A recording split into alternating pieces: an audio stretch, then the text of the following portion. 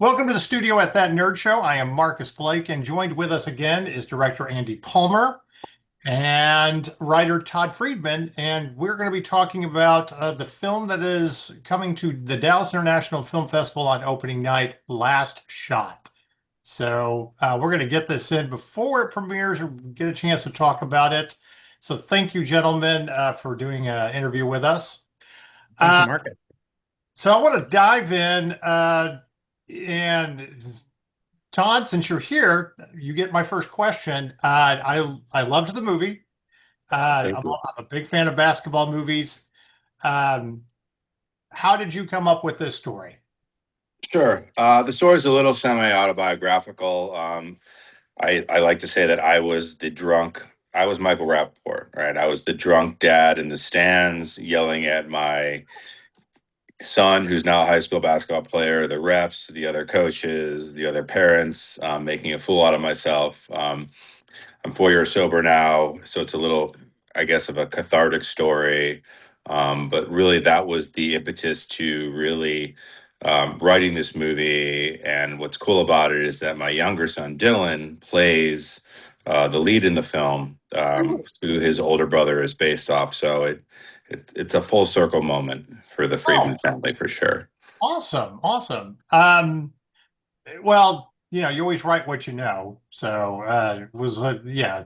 Uh, so Andy, how did you come to this project? Well, as you know, you and I, the last time we talked, it was for Molly Singer, which you can see behind us, which was also written by Todd and produced by Todd.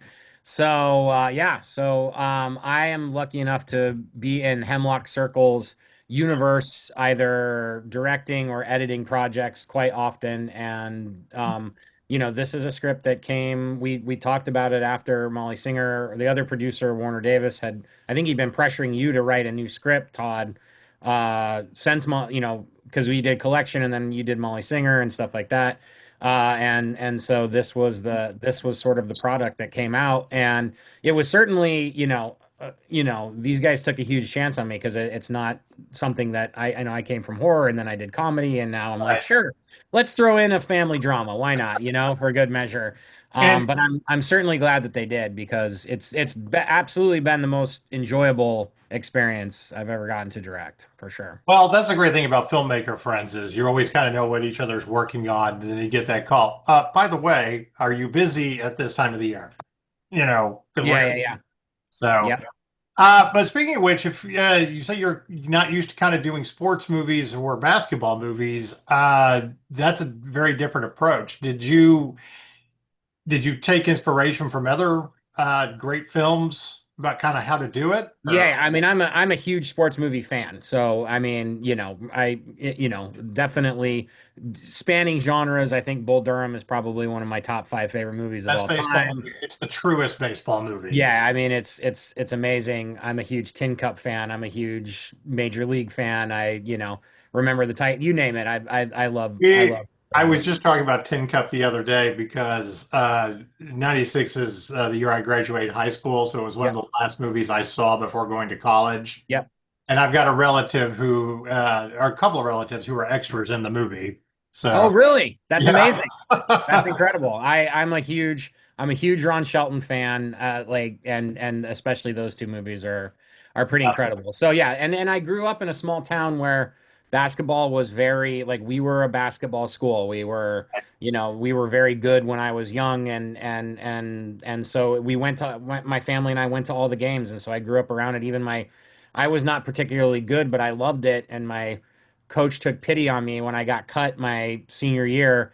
He said, "Listen, you're not going to make this team, but I don't have a freshman coach, and you love basketball and you know it. So would you coach the freshman team?" And I said, "Sure as heck I will." And so I still got to be involved, and I think that's honestly what led me down the path of directing anyway. So I feel pretty blessed that's sort of how it all started. All right. Well, off the wall question. Can we just all admit right now in this interview that when we found out Gene Hackman had passed away, our first movie was Hoosiers? Oh, for sure, hands I down. got that press release and that movie went up in the background for like the hundredth time. Yeah. That Yeah. never gets old. It's the scene where he takes the players into the gym and he makes them measure the hoop to show Yeah. them like where they're at is exactly the same place that they came from is like it's just seared into my brain. Yeah. I had a basketball coach in high school just like that too. Yeah. So Todd, it's kind of a biographical movie and stuff. What what parts of this are like very true compared to what you kind of made up? You say that you were that dad, you were Michael Rappaport. By the way, that's my chief criticism. I don't like any movie where Michael Rappaport playing a good guy dies. So I had to take a grade off of my review just because of that. No, I love One star gone. but kind of walk me through the process a little bit about, what really was kind of true versus what you wrote. I mean, what you saw in, that first scene, I've definitely been kicked out of games before. So, I mean, I try to make it, as true as possible. I don't certainly hit it. I'd never hit another dad. I would probably be the one getting my butt kicked. You know what I mean? So that part, wasn't necessarily true. But just yelling at all that stuff it was pretty true to form. It really wasn't really embellished. And Andy did a fantastic job. I mean, that's like my favorite scene in the movie. Just I feel like it just sets the tone for the film and what you're about to see. And then obviously there's a twist, but that's definitely my favorite scene in the movie, and Yeah. it was pretty true to form. I mean, Todd knew this world so well, and again, I grew up in a small town, and it was just school sports. I didn't understand club sports, and so Right. Todd brought me down to LA, and he brought me over. Was it Sports Academy? It used to be Yeah, Mamba. Yeah, yeah. And he was like, "You're gonna sit here all day, and you're gonna watch how this world works," and it was eye-opening to me. Yeah. I was like, "Oh, I know nothing. I know absolutely nothing about this I world." knew nothing about it until a friend whose son, when she was in high school, was doing this. And coming, we're both from the Chicago area and growing up like clubs. Isn't that we just like pick up games at the park? Right? But I mean, it is serious business. Yes. we Uh, really wanted to show like the club sports world. You know what I mean? I wanted like there was a scene like during the final tournament. I'm like, Andy, we need more parents fighting in the stands. Like we need Yeah. because Yeah. there's so much crap talking. I don't know if I'm allowed to swear in here. So like there's so much back and forth between parents. It's just we really wanted to show that because unfortunately, you see it on TikTok videos, YouTube videos. That's why there is a shortage of referees and umps because you have these crazy abusive parents, just really it's really kind of awful at the end of the day, how it turns out sometimes. We wanted to show that. well, see, that's another element you get the day and age we live in where everything gets filmed. My Yeah. favorite scene really was them squaring off at school, where the two guys meet each other, and Yeah. everybody's just filming it, and then they, you know, before they're in trouble, it's hey, by the way, this got like 6,000 views. Yeah. Yeah. Yeah. Yeah. That Yeah. Yeah. friendly kind of talking smack, and um, so Andy, for you, how is it directing a team of kid actors in a sports world? I mean, that's got to be a little bit different. How do you approach that?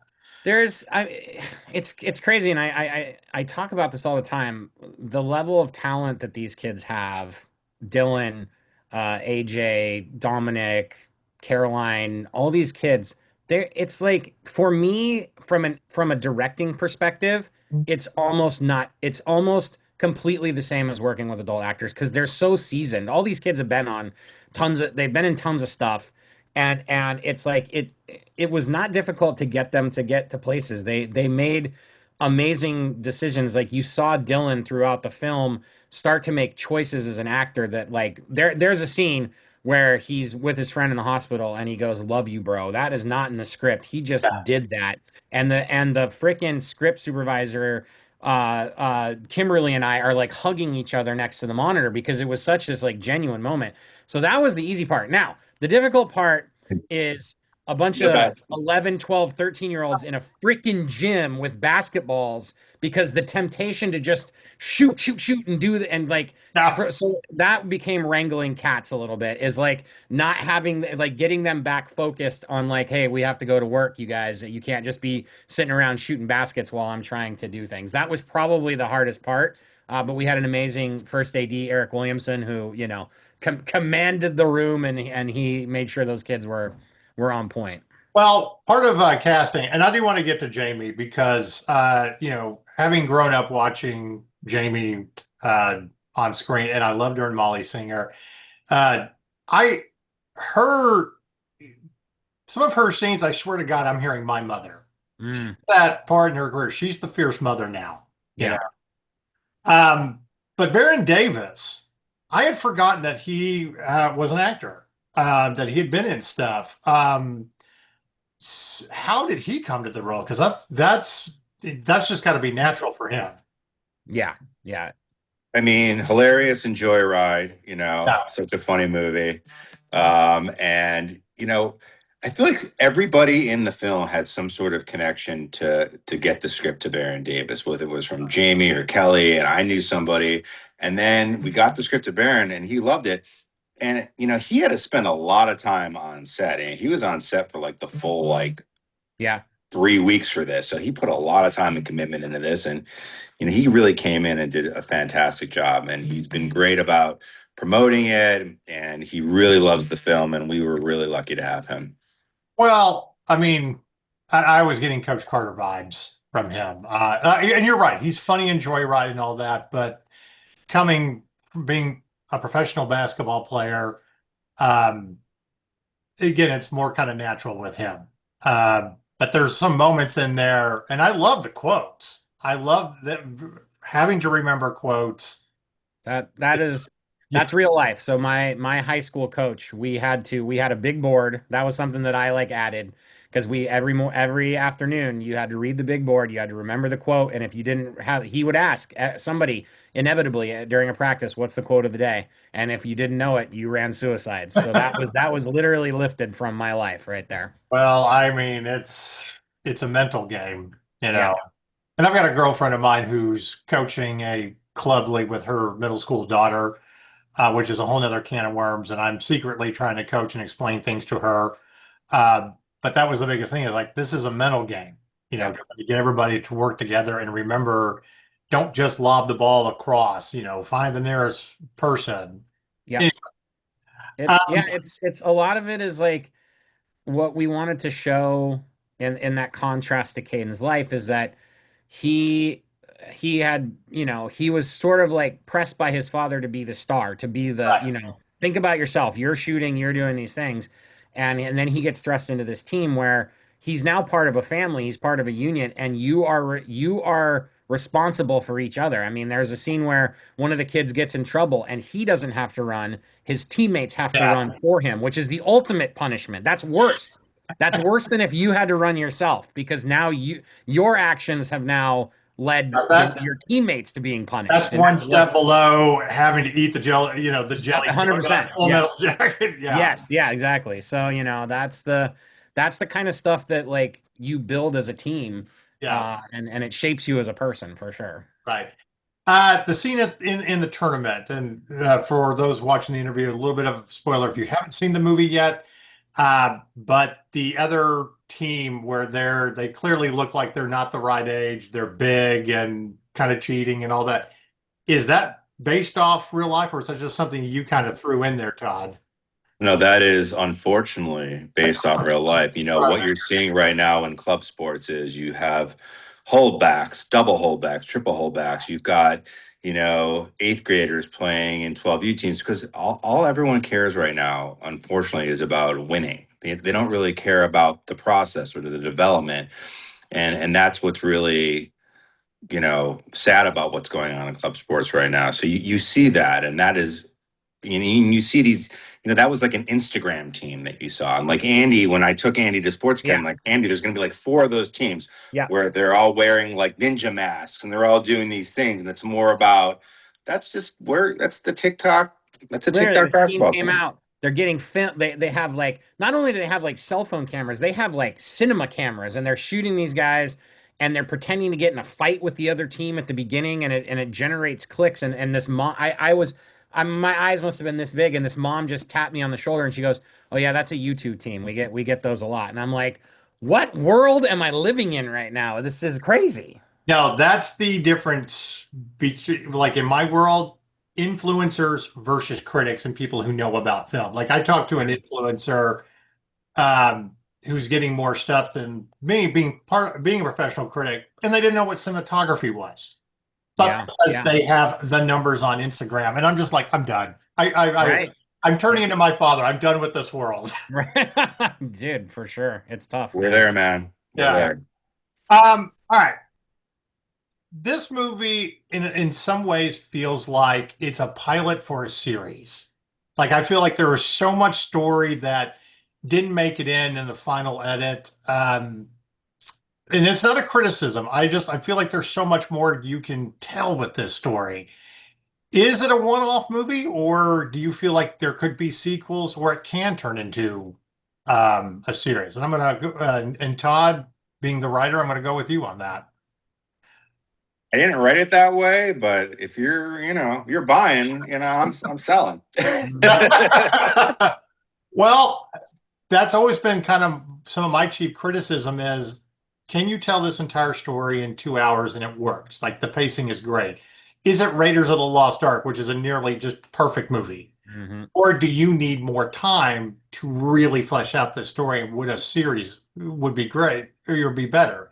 Because Swagger was another popular series on Apple Yeah, TV. I really like that show. Yeah, they did a great job. And I don't think you could have done that justice in the form, in a 2 hour movie or Yeah. a couple of sequels.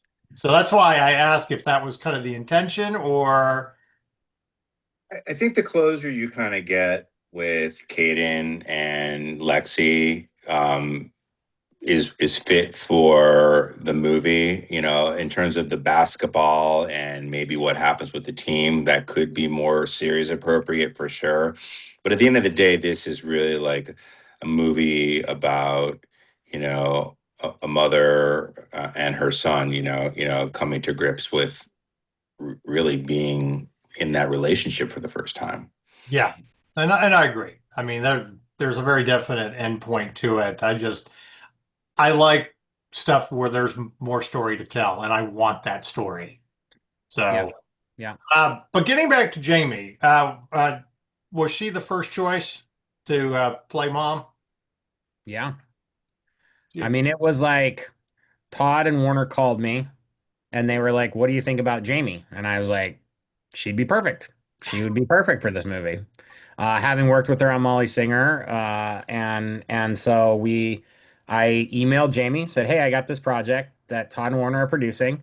Would you read it?" And she said, "Sure, I'd love to read it." And then sent it to her on I think it was like a Tuesday.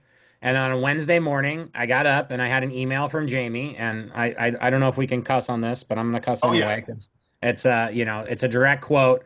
She goes, "Fucking loved it. I'm in." That was it. That was the entire email. And then and it was literally like it was a roller coaster. And we were all of a sudden we were shooting.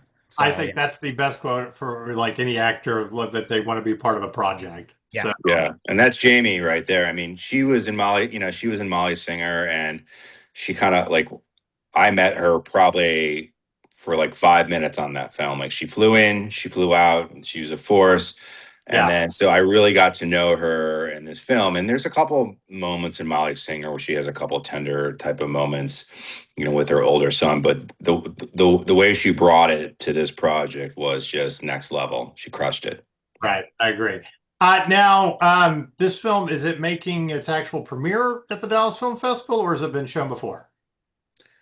we did like a special screening Okay. at the Wisconsin Film Festival last week because Todd is a UW, University of Wisconsin Uh, alum. I So it got was like kind of a I little, was but this is the official, yeah, yeah, yeah. This is the okay. official world premiere this week. Yeah. All right. So for our audience, Texas Theater Thursday night. Yeah, and there will be a second screening. You don't want to miss it. Now, I've already asked Andy this question because we've done this interview, but we have a very famous uh, nerd question. So, Todd, you get the nerd question, and then I'm going to work in one more before while we still have some time. So, Todd, here it is. If you could have a superpower to fight the forces of evil, what would you choose?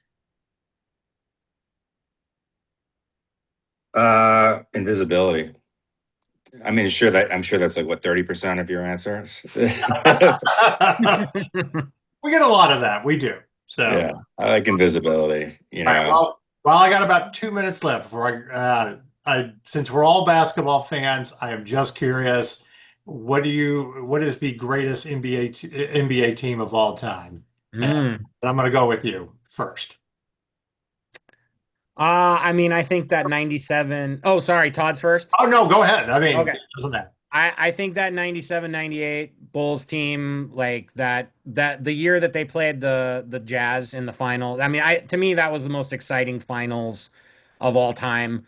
I think that like it was just the tale of two starkly different Right. teams, and Stockton and Malone versus Jordan and Pippen, and I don't know. That and the flu game was in that, I think, in that where Yeah, Jordan the was sick. 97, And yeah. I mean, that to me was like, I don't know. That was a hard, season to not love. So, Todd, how about you? Well, I'm biased and I'm a long suffering Cleveland sports fan. So I could care less what people say about this answer, but I'm going to say the 2016 Cleveland Cavaliers NBA champions, because I will probably go to the grave with that one championship in my lifetime. It was the one time I was rooting for the Cleveland Cavaliers because them coming back against such a formidable, Golden State team. So, yeah. But y'all are all wrong. The greatest team was the 96 Bulls. All right, there we go. By the way, thank God they dropped The Last Dance in the middle of the pandemic so we could all have something to watch. I've watched it 3 times. I have too. I've literally watched it 3 times. I was live at Richfield Coliseum when Jordan hit that shot over Elo. I was 8 years old. I was with my father, and he goes, "Let's get the fuck out of this stadium," to me as we ran out of the. I've never met anybody who was actually at that game. That's funny. Yeah. All right. I got to let you go. Good crunch time. I know we got a hard count on this interview, but look forward to talking with both of you again when you're here in Dallas in a couple of days. And for everybody else out there, get tickets. Go see this movie at the Dallas International Film Festival. It is absolutely worth it. Come meet us. Come meet us there. Yeah, we're all going to be there. The whole cast. We'd love to chat. There's some tickets still available. So.